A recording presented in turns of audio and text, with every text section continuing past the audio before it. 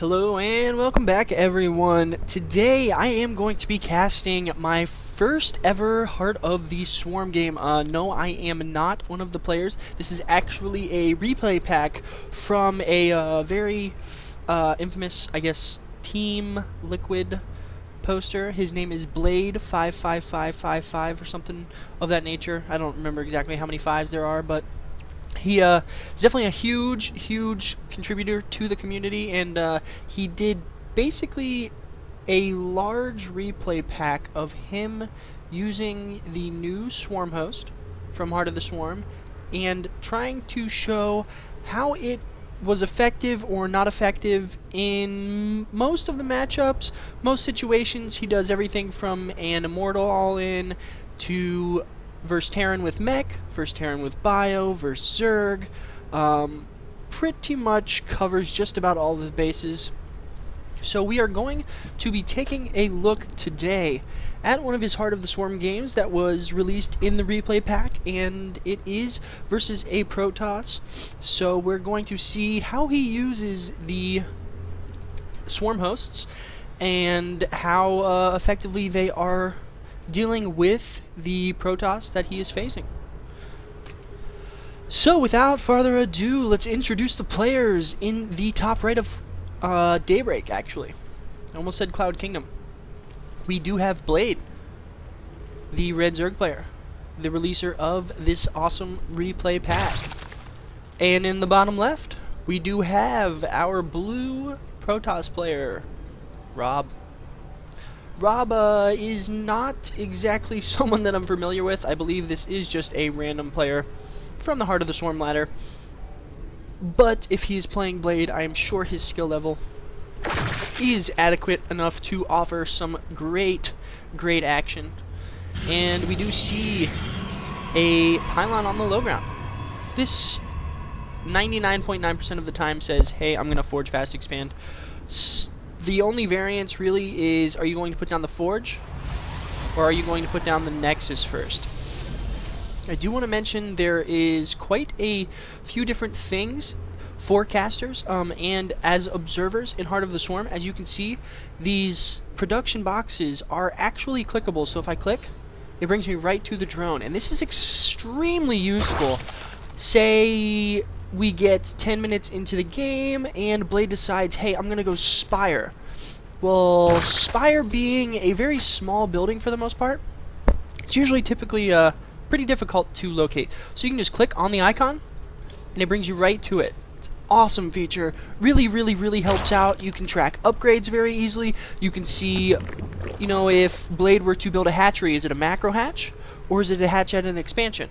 Yes, you can use the mini-map to see things like this, but I do believe that this is so much more effective. As you can see, clicking on the spawning pool takes you directly to the spawning pool, so it is in the center of your vision. We do see Forge First coming out from Rob, and just a few things to point out. Some of the commands have changed just a little bit. Active Forces is a new one. So, not something that you're probably used to seeing, but I do believe that that's actually it. Oh no, and Structures. Excuse me, yes, Structures. So you can actually see all of the structures that are up currently, which is very cool. So if you want to know where the Forge is, you just click on the Forge. If you want to know where the spawning pool is, again, you can just go right to it. And that is very cool. If you want to happen to peek at all of the pylons available, you can bounce back and forth. Not sure why you would do that, but hey, you never know what you'll need. So we did see, it does not look like Blade had too much of trouble getting this expansion down. Typically you'll see this great little drone block. And it does look like he's in fact going to get down the third without any troubles as well. Rob really not kind of paying attention to what was going on. He just walked his probe directly past. Put these guys on follow real quick. 2 gas coming down for our Protoss player. Fairly standard game so far. Nothing too out of the ordinary. Looking very Wings of Liberty-esque. You have your standard Forge Fast Expand, Probes getting up, trying to saturate the natural. 2 gas, pretty standard as well. Queens and hatches coming out for Blade. Although he is temporarily supply blocked, which is no good. And I'll be interested to see when his gases go down. Because, as I stated before, he is going to be going for swarm hosts. I'm not sure in what order or when. If he'll be going for speed, if he will just skip straight to them, if he'll grab 4 gases to do this, if he'll grab 2 gases to do this. Very interested to see exactly what is going to happen. We do see a fairly early robo being put down before any more gateways. You can definitely get away with this. Some players like to get out just a few more gateways to make sure that they can get out some sentries, maybe a zealot or 2, just to ensure that there is no early pressure getting through. So we do have 1 gas coming out of Blade. This is more than likely just going to be so he can continue to drone up his 3rd and get enough gas to get lair, get speed, and in fact we finally see a 2nd gas coming down. I would assume that he's going to be slowly moving into a 3rd and 4th gas, as you're going to definitely need it to get out a decent amount of swarm hosts. This Stalker trying to pick off a couple Zerglings here. We'll see how effectively he can trade. Does look like he just gets one. This poor Ovi being sacrificed, and he does in fact see the robotics facility, so now he does know. No.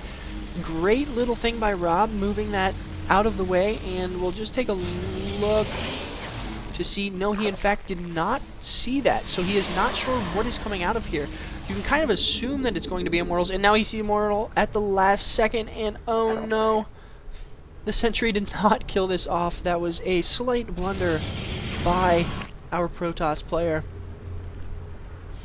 +1 weapons being researched, as well as lair. And now we get to see this infestation pit come down fairly soon.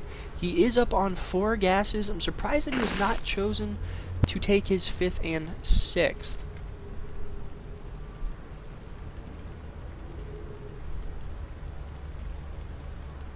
Range coming out. It is important to note that the swarm host units that they spawn, the locusts, are in fact ranged units. Yes, it's a very small range, but this +1 range attack will give them a huge advantage. And as we can see, the infestation pit is coming down. And it does look like with these 3 Immortals, we are going to see an Immortal all in, War Prism and Observer being pushed out. And will Rob be able to push through this early line of defense? And will Blade really be able to get out enough swarm hosts in order to deal with this? We do see Blade coming in here. This is a great thing to do as a Zerg player. Just engage this army, start whittling away at the forces before they can really get out. And it does look like speed kicks in at a very advantageous time. Great micro by Rob here to save these 2 Immortals, but they do take some damage. And that is very important to note, as now this Stalker as well, we can see, is 24 of 80. Swarm hosts are being made, as well as the Enduring Locust upgrade, which allows, as we can see, it increases the lifetime of the locusts by 10 seconds. This is very important because they do only last, I believe, 15 seconds, so it goes up to 25, and that means that they can travel much larger distances. Now, I'll be interested to see where he routes these. Typically, you will see the Protoss attack the 3rd. This is a semi-late timing, so no, this is not like a Grandmaster Startail Startail parting, excuse me, Soul Train coming out.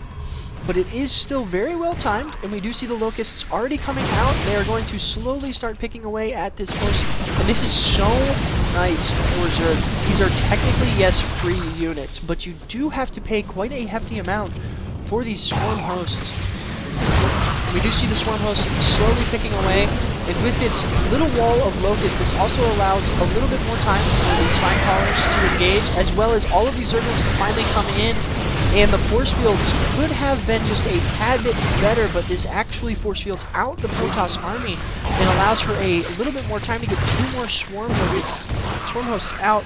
And now the Enduring Locust upgrade has in fact kicked in. So they are going to be able to go pretty much wherever they want. We do see them uprooting and repositioning. Zerglings just staying out here trying to make sure that they are engaging as much as possible. And as you can tell, even when the swarm hosts are unburrowed, they do in fact regenerate the locusts. And we are going to see a very large surround come out of the Zerg player. Nice force fields to force field out these locusts, but I do wonder, once these force fields expire, he does not have a terrible amount of energy left, and with so many locusts out on the field, he's going to start tearing through this Protoss army, as they do not have to worry about these hardened shields from the Immortals, and they do also have +1. Yes, the Stalkers and Immortal Sentries have +1, but it's not quite as effective as, say, like a +1 armor would be in this situation, because you're dealing with such a large amount of units, especially ones that are going to die guaranteed. And it does look like he shuts down this Immortal all-in extremely effectively. These swarm hosts have done an amazing job. If you can get a good engage, it appears, and if you can make sure that they are rooted in the correct position, would have liked to see him even root them up here, just so they are without any sort of danger. Then that way you don't really have to worry about it. A huge warping coming in, but it is cancelled because a ton of Zerglings are out and about. And it does look like Blade is now extremely ahead. Imba and Rob is not happy. Can understand why. This must be very frustrating. He did not exactly execute that Immortal all-in just perfectly. But at lower levels, if you can get out these swarm hosts, it does appear that they will definitely aid in your defense, versus going for something more like roaches, which are very hard countered, in fact, by Immortals. With +1, they do 65 damage a shot versus a roach, and well, that's not good. That is a ton of life being lost. So yeah, this was a replay from SGCWE. You can check me out at any of the links on the left. And as I said, this was brought to you by Blade 5555555 or something of that nature from Team Liquid. He did release a replay pack very recently. I will be doing more games to see how these swarm hosts handle all sorts of situations. Are they good, bad, in what situations? As they cannot shoot up, that could be very detrimental if you were to, say, have some sort of very strong Oracle harass or something of that nature. Maybe even a Void Ray play again in ZVP instead of going for the standard Immortal all-in. But yeah, thank you guys for watching, and I will be bringing you more games here shortly.